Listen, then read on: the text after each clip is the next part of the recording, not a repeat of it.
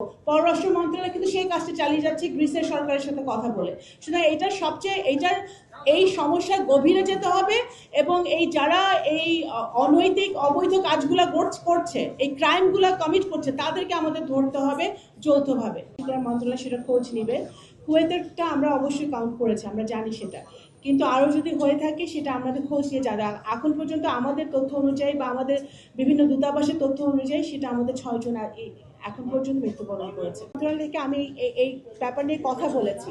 এখানে সবচেয়ে বড় কথা হচ্ছে যারা এটা মানব পাচার করছে তাদেরকে ধরতে হবে এবং বাংলাদেশের এবং লিবিয়ার লোকজন যৌথভাবে যারা অবৈধভাবে মানব পাচার করছে তাদেরকে প্রলোভন দেখিয়ে কিছু টাকার লোভে তারা এই মানুষগুলোকে বিপদে ফেলছে এবং সমুদ্রের মধ্যে তাদেরকে বিপদাপন্ন অবস্থায়, এবং অনেকে এই রিসেন্টলি আপনারা দেখেছেন যেই ইনসিডেন্টের কথা আপনি বললেন যে আমাদের কিছু বাংলাদেশি ভাইরা প্রাণ হারিয়েছে এবং এখনও কিছু বাংলাদেশিরা যারা জীবিত আছে তারা গ্রিসে তারা কিছু হসপিটালে আছে এবং কিছু ক্যাম্পে আছে।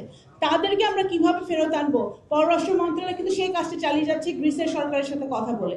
সুতরাং এইটার এই সমস্যার গভীরে যেতে হবে এবং এই যারা এই অনৈতিক অবৈধ কাজগুলো করছে, এই ক্রাইমগুলো কমিট করছে, তাদেরকে আমাদের ধরতে হবে যৌথভাবে।